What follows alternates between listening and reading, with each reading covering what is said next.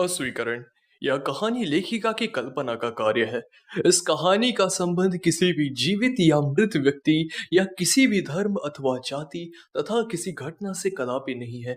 यदि ऐसा प्रतीत हो तो वह केवल आपका एक संयोग मात्र है।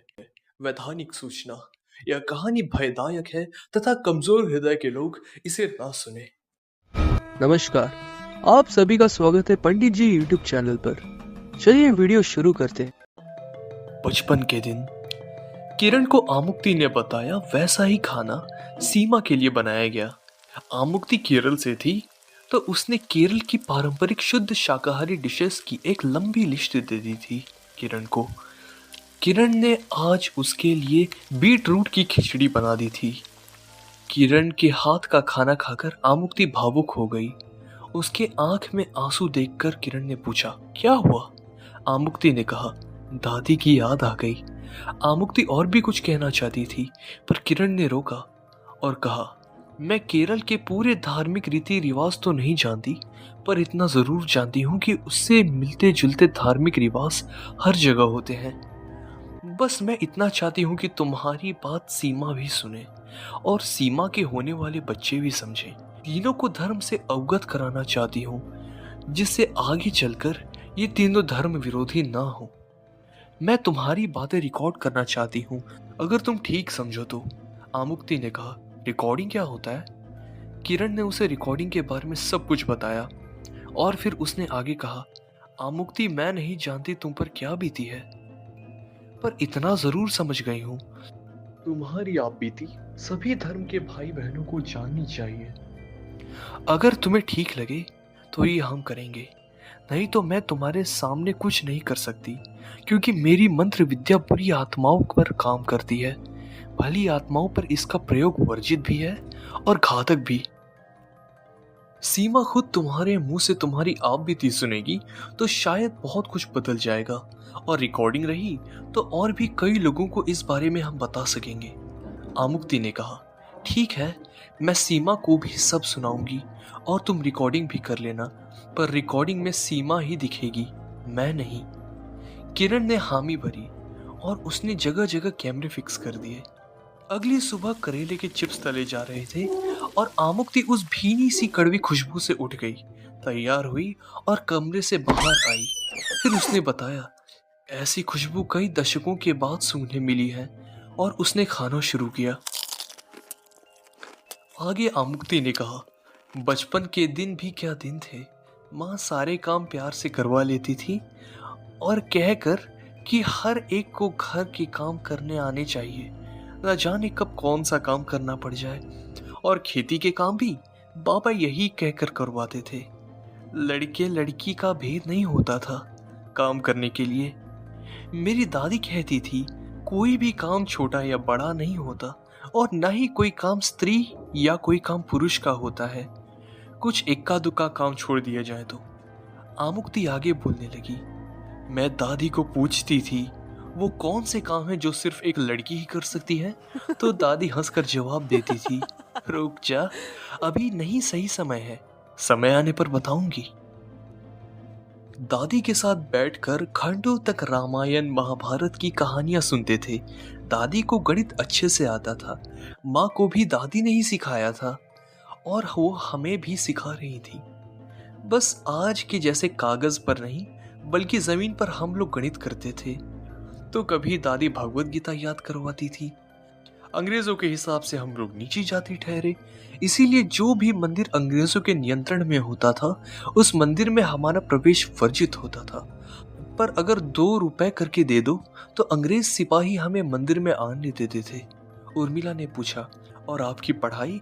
आमुक्ति ने कहा, अंग्रेजी शासन में जो लोग भी पढ़ाई के लिए पैसा नहीं देते थे उन्हें पढ़ने नहीं दिया जाता था, और जो लोग पैसा देते थे वो फिर चाहे जो भी जाति के हों उन्हें मंदिर, पाठशाला, सार्वजनिक कुएं सब स्थानों पर जाने दिया जाता था। इसलिए मैं या मेरी बहनें कभी पाठशाला या गुरुकुल नहीं गए, पर मेरे जो भाई पाठशाला जाते थे वो हमें घर आकर जो उन्होंने सीखा वह सब पढ़ाते थे और घर में दादी सब सिखाती थी। नागनाथ ने पूछा, क्या आपके दादा दादी पढ़े लिखे थे?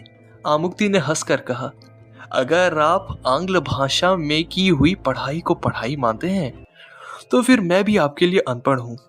और मेरी दादी को तो मलयालम और संस्कृत दोनों आती थी, गुरुकुल से पढ़ी थी।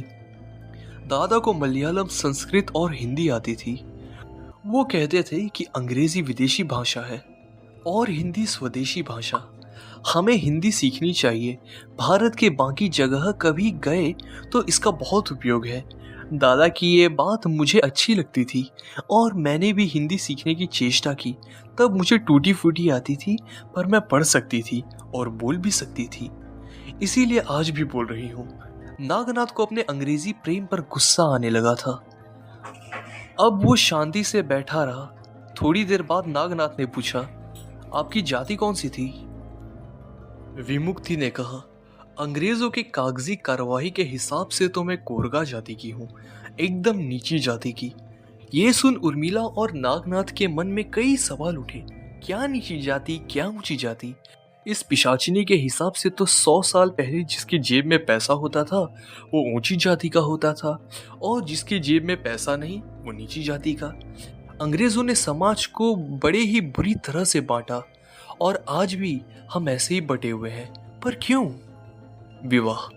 दोपहर के खाने में किरण ने सब्जी रोटी का सादा भोजन बनाया। आमुक्ति ने वह भी शांति से खाया। खाना होने के बाद किरण और आमुक्ति कोठी के बरामदे में बैठी थी। किरण उसे खबरें पढ़कर सुना रही थी। एक खबर पुष्कर मेले की थी। वह खबर सुन आमुक्ति के चेहरे पर गुलाबी रंग छा गया। यह देखकर किरण ने पूछा, क्या हुआ? आमुक्ति ने कहा, मैं 11 साल की रही होंगी तब अयालूर में भगवान शिव का मेला लगा था। मैं भी अपने परिवार के साथ मेरे गांव कट्टूर से उस मेले में गई थी। मेरी बड़ी बहन भी थी मेरे साथ। वहां हम लोग धर्मशाला में रुके थे।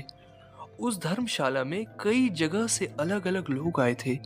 सब शिव भक्त थे। हम लोग पूरे 15 दिन के लिए वहां गए थे। आगे आमुक्ति ने बताया, लोग आपस में मिल रहे थे, बातें कर रहे थे। हर हर महादेव का उद्घोष थोड़ी थोड़ी देर में सब कर रहे थे। तभी एक महिला ने सबका ध्यान अपनी ओर आकर्षित करते हुए कहा, इस अंग्रेजी हुकूमत ने हमसे हमारे हथियार छीन लिए हैं। आज भले ही हम तलवार त्रिशूल नहीं रख सकते, पर अपने घर की महिलाओं और कन्याओं को खेती के काम में उपयोग में आने वाले औजार जैसे खुरपी, कुल्हाड़ी, चाकू इत्यादि चलाना सिखाओ। न जाने कब काम आ जाए। आत्मरक्षा के लिए ये जरूरी है।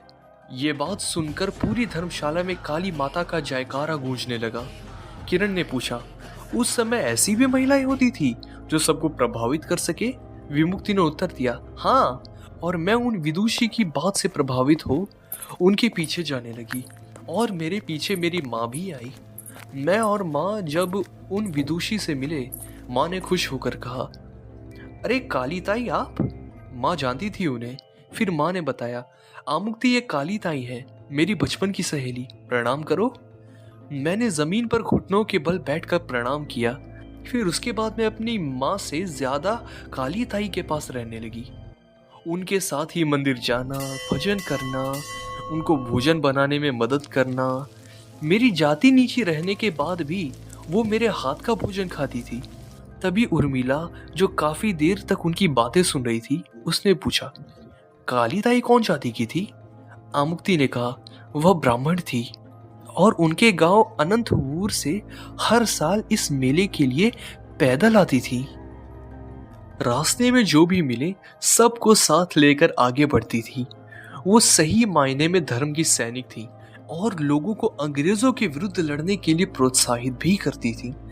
भले ही आज इतिहास की पुस्तकों में उनका नाम नहीं है, पर मेरे लिए वो गुरु से कम नहीं है। उनके साथ रहकर 15 दिन कहाँ बीत गए पता ही नहीं चला। आखिरी दिन उन्होंने मेरे दादा दादी को अपने पास बुलाया और एक नारियल और रुपया देते हुए कहा, आपकी आमुक्ति मुझे अपने बेटे मेघश्याम के लिए उपयुक्त वधू लगी। अगर आपकी सहमति हो तो मैं उसे अपने घर की बहू बनाना चाहती हूँ। ये सुन दादा दादी को मानो स्वर्ग का सुख मिल गया हो। अच्छा, ऐसे पहले के जमाने में विवाह तय होते थे और महिलाएं भी अपनी ओर से नाता तय करती थी? आमुक्ति ने कहा, हाँ, ये जगह जगह लगने वाले मेले न केवल आध्यात्मिक उन्नति के लिए होते थे, बल्कि समाज में एकता का प्रचार करने के लिए भी होते थे और जाति पाति के भेद से परे हटकर रिश्ते तय करते थे। और ऐसा नहीं था कि ऊंची जाति की लड़की नीची जाति के लड़के से विवाह नहीं कर सकती थी। अगर नीची जाति के लड़के में उतने संस्कार हैं जितने जीवन में उचित तरीके से जीने के लिए जरूरी है, तो ऐसे भी विवाह होते थे। मेरा विवाह तय हो गया और बात यह भी तय हुई कि जब उचित समय आएगा तब मेरा विवाह मेघ श्याम से हो जाएगा। उस मेले में मेरी बड़ी बहन का भी विवाह तय हुआ और मेरे बड़े भाई का भी। मेला खत्म हुआ और फिर तब से मुझे दादी और माँ ने माहवारी के लक्षणों से अवगत करा दिया। समय रहते बड़ी बहन का भी विवाह हो गया और एक भाभी भी घर पर आ गई और मेरे 15वें जन्मदिन के 2 दिन बाद मुझे भी माहवारी आ गई थी। उर्मिला ने पूछा, फिर क्या हुआ? फिर कुछ नहीं। माहवारी के नियम मुझे समझाए गए और उन नियमों का पालन करते हुए 5 दिन बीत गए। 5वें दिन मैं शुद्ध हो गई। मेरी पसंद की खीर बनाई गई और विशु कट्टा व तयापम, कच्चे नारियल की मिठाई, रसम भात, इडली सांबर, कच्चे केले के भजिए इत्यादि पकवानों का खाना मुझे खिलाया गया। उस दिन मैं बहुत सुंदर दिख रही थी। मैंने पहली बार लाल साड़ी पहनी थी। मेरे बालों में मोगरा और आबोली की मालाएं सजाई गई। उस दिन मेरे परिवार के सभी लोग एक साथ आए थे और उस दिन मेरी एक देवी की तरफ पूजा की गई। भजन और कीर्तन के बाद मुझे कई उपहार दिए गए और मेरी साड़ी के आंचल में चावल के साथ हल्दी और सूखे हुए मेवे दिए गए। यह अनुभव मेरे लिए बहुत सुखद था। आगे आमुक्ति ने कहा, शाम को सब लोग अपने अपने जगह चले गए पर मेरी नानी वहीं रुकी रही। दादी और नानी ने मुझे बुलाया। हम तीनों ही थे। नानी ने कहा, बार बार पूछती थी ना, वो कौन से काम है जो सिर्फ एक लड़की ही कर सकती है? ले, अब सुन ले, संतान की उत्पत्ति का कार्य केवल एक कन्या ही कर सकती है। नवजात शिशु का लालन पोषण भी वही कर सकती है। ये काम कोई पुरुष नहीं कर सकता। और फिर मुझे विवाह संस्था का ज्ञान दिया। किरण ने पूछा, फिर क्या आपका विवाह होना था? आमुक्ति ने शर्माते हुए कहा, हाँ, अगले दिन से माँ मेरा उपटन करने लगी थी। हर रोज 15 दिन बाद काली ताई, जो मेरे लिए गुरुवत थी, उन्होंने अपने वचन के अनुसार परिवार के साथ बारात लेकर मेरे घर आ गई। मेरा विवाह मेघ श्याम के साथ हो गया। मैं अपनी पति के साथ अपने ससुराल अनंतपुर चली गई। कहानी के अगले पार्ट के लिए चैनल को सब्सक्राइब करें और बेल आइकन दबाएं। वीडियो कैसी लगी कमेंट में जरूर बताएं और हाँ, वीडियो अपने करीबियों को शेयर जरूर करें। चलिए मिलते हैं अगली वीडियो।